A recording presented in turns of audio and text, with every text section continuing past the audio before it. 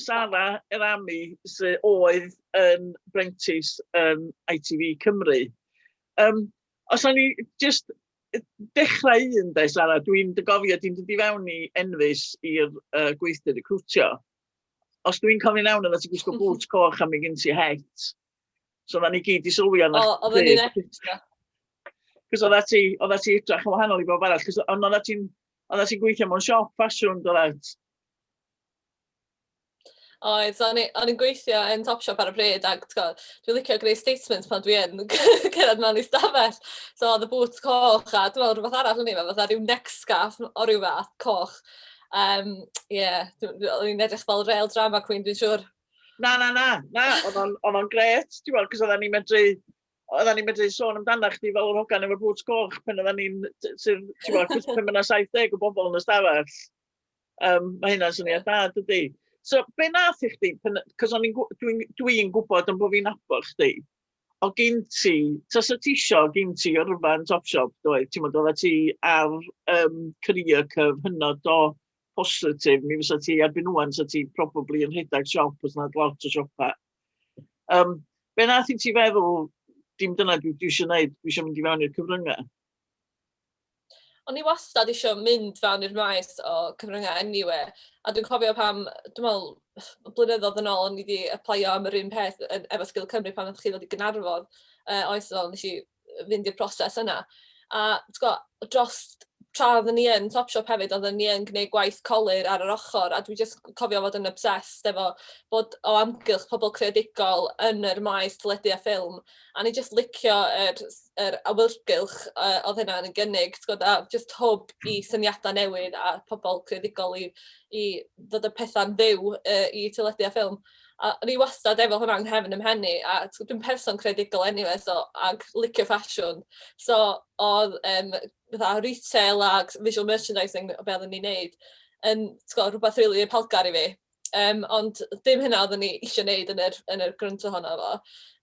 So, pan nath y cyfle dod i fyny, o'n i fel, let's just go for it again. Beth sgynna fi golli. So, ac oedd o'n Nghaerdydd ac o'n i'n byw yna ar y pryd, so just yn simio fatha opportunity i gymryd, lle. Ie, ac oedd o'n timing perffaith, doedd, ti'n bod?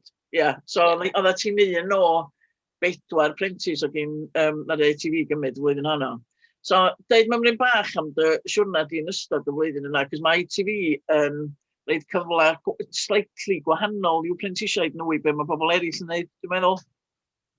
Ie, so oedd yn y peth na sort of taro fi fwyaf ydy bod ti'n cael cyfle i wneud absolutely bob dim. So, yn amlwg, pan o'n i'n gwneud yr prentisiaeth, o'n i'n kind of disgwyl i fod i eistedd mewn un rôl ac aros yn y rôl yna, a dim hynna oedd o gwbl, a dwi'n falch na dim dyna oedd o. Oherwydd, o'n i really indecisive as to lle oedden ni'n ffitio yn yr maes newyddion anyway, a pa rôl sy'n orau iddo fi. Ond ti'n cael sens o be ti'n ffitio mewn i tra ti ar y prentisiaeth yna. So, oedden ni wedi cael yr cyfle i gweithio'r cameras, gweithio yn y studio, gweithio yn y galeri, gwneud gwaith sort of admin, ag gwaith digidol hefyd, lle nes i yn amlwg, oedden ni'n obsessed efo digidol anyway, oherwydd y byd dyn ni'n byw yn anyway.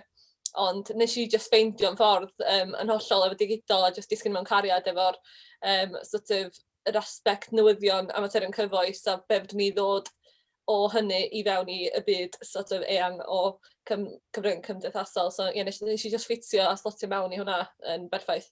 Ie, cos dwi'n cofio ar y pryd, be oedd yn gret oedd, ges i lot o gyfrifoldeb yn hynod o sydyn, oedda ti'n rhedeg cyfri Instagram ITV Cymru Wales o fewn 2 fis, 3 mis o gyrraedd yna. A dwi'n gwybod oedden ni'n ddefnyddio di fatha enghraifft o be fysa ti'n medru gyrraedd fel plenti. Sut oedd hynna'n teimlo mor sydyn i fewn? Oedd o'n frightening? Oedd o... Na, ti'n gwybod beth, oedd o ddim yn ofnus o gwbl. Dwi'n meddwl oedden ni sy'n really weird. Ella achos bod fi'n bach yn hyn, o'n i jyst i cymryd y cyfrifoldeb yna o hyfforddi'r apprentisiaid eraill hefyd i just hybu nhw i wneud fwy neu hybu nhw i wneud rhywbeth. Ac o'n i just, dwi'n berson hyderus anyway, a ddim yn ofyn deud barn fi sy'n good. Ella just y Sir Fôn yn fi sy'n dod o hynna allan. Ond dwi'n meddwl just peidio fod yn ofyn i ddeud barn a cynnig syniad. A wrth i fi wneud hynna, dwi'n meddwl oedden nhw'n sylweddoli, actually, mae hwn yn persbectif hollol wahanol i be mae newyddiadurwr traddodiannol yn ei gynnig. Oherwydd bod fi ddim wedi cael ei hyfforddi yn y maes yna, neu heb di mynd i university i wneud y degree, o'n i'n kind of fresh eyes pan mae'n dod i pethau fel yna. A jyst fel person ifanc, ti yn mwy acclaimed i feddwl yn ffordd mwy digidol, so oedden ni'n asset iddyn nhw yn y ffordd yna. Ond o'n i'n cymryd y cyfrifoldeb yn my straid, da ni'n just cael, o'n i'n lyfio fo. Ie, a mae hynna'n gret wedyn, fel ti'n dweud, maen nhw yn amlwg, falle bod bob newyddiadurwr o'r gynnyn nhw'n dod o ryw gefndir arbennig, ac oedd ti'n hollol newydd yn dod i fewn, sydd yn dangos mewn apprentice yn mynd i dŵad i gwmni. Ie. Ie, sori.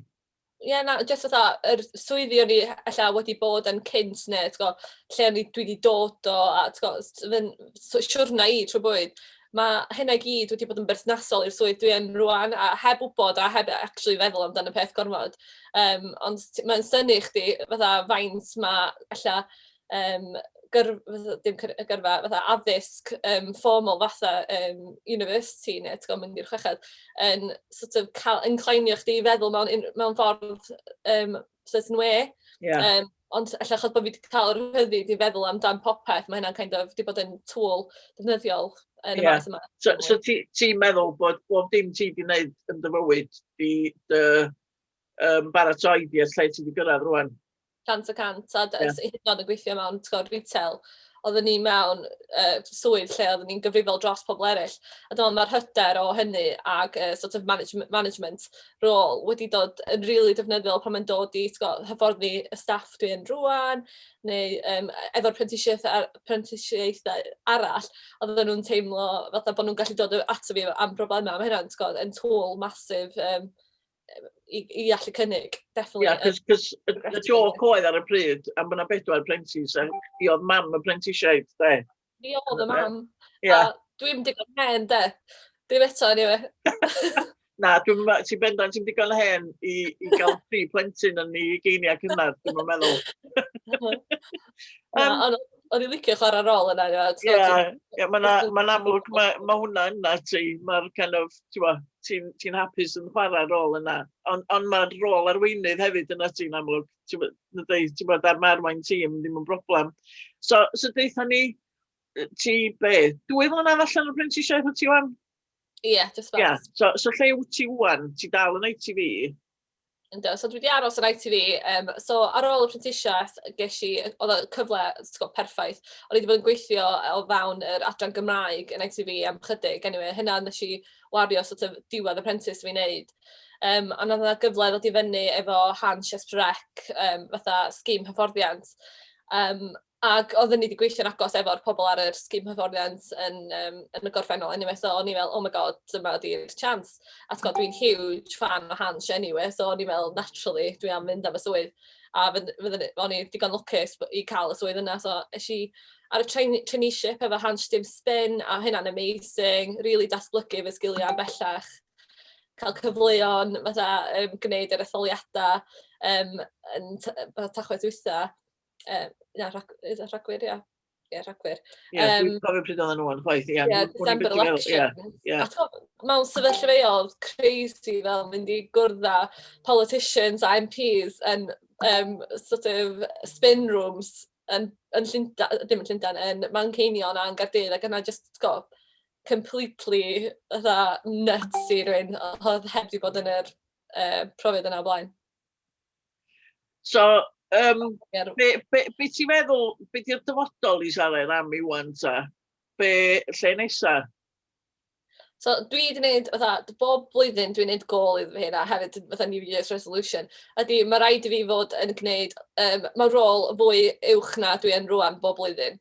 A mae pawb yn gwybod yna, achos dwi'n wastad yn chwilio am cyfleoedd i datblygu'n hynna'n anyway. So, yn amlwg yn y rôl dwi yn rwan, especially efo prosiect newydd Grid, dwi wedi bod yn medru datblygu sgiliau newyddiadurol fi. So, unna i cario ymlaen yn datblygu fel newyddiadurwr, gwneud pethau mwy investigative yn ei ffordd yna. Potentially mynd i newyddion a gweithio'n bach mwy efo nhw i ddatblygu a cael fwy o cyfleoedd o fewn ITV. Neu mynd fewn i rôl fwy uwch o fewn cyfryngau cymdeithasol, allai fatha golygydd, oherwydd dwi jyst yn caru'r gwaith yna, dwi'n meddwl mae gennym fi really nac amdano fo. So sa hwnna'n cyfle da os mae yna rhywbeth fel yna'n dod i fyny. Ond ie, jyst cario ymlaen i wneud ymwell ag wneud gwahaniaeth o fewn y byd newyddion a current affairs, really. A just, ie. Fysa gen ti top tips i rywun ti eisiau bod yn brentis? Oh, okay. Red boots, definitely. Ond mynd i dweud, da ni wedi siarad amdano fo'n barod o sefyll allan yn y gweithlu, bendant, ia, ti'n bod, a dim ond sut wyt ti'n neud o, mae pawb yn mynd i neud o mewn ffordd gwahanol, ond ie. 100%. A mae definitely mwy neud o fel beth sy'n dod allan o'r geg di na beth i wisgo. Wrth gwrs i fod. A dyna di'r tric da, di peidio fod yn ofyn i ddeud dy syniad, neu deud dy farn amdan rhywbeth, oherwydd, mae pobl yn mewn sefyllfa fatha'r gweithdi, lle ti yn tueddu o fynd i fewn i gragan oherwydd bod gymaint o talent yn y stafell. Ond mae'n bwysig, just pasio trwy hynny a deud, oherwydd dyna sy'n neud i chdi sefyll allan, a allai bod neb arall wedi meddwl amdan dy syniad di. Just fatha back yourself, really, pan ti yn y sefyllfa yna, ie. Ie, a pen ti wedi cael y prentisiaeth, sgyn ti, be fysa ti'n neud wedyn, i neud siŵr bod chdi'n cario ymlaen post prentisiaeth? Wastad just meddwl am symudiad nesaf chdi. Yn y byd, da ni yn rwan, newyddion a current affairs, especially fi, neu cyfryngau yn Cymraeg yn berthnasol, in general anyway. Mae pethau'n dechrau datblygu, mae pethau'n dechrau newid. So, just adolygu be yn union sy'n digwydd yn y byd hefyd, just mwyn i chdi fod one step ahead ac cael mor gymaint o sgiliau dan dy felt sy'n bosib, cos yn yr dyfodol, dwi'n meddwl bydd newyddiadurwr yn fwy o multimedia journalists, fydden nhw'n gallu ffilmio eu hunan, editio eu hunan. So mae'r sgiliau yna, os chi'n gallu nip that in the bud in the first few years, ac cario ymlaen i rhoi sort of tools in your tool bag, then mae hynna'n jyst yn mynd i fod yn rhywbeth sy'n helpu chdi i gael lle ti eisiau bod. Fab. Da iawn chdi. A gobeithio fyddi di yn bennaeth newyddion falle mewn hyn a hyn o flynyddoedd. Mae'n siŵr fydd S4C yn crynu yn ei boots.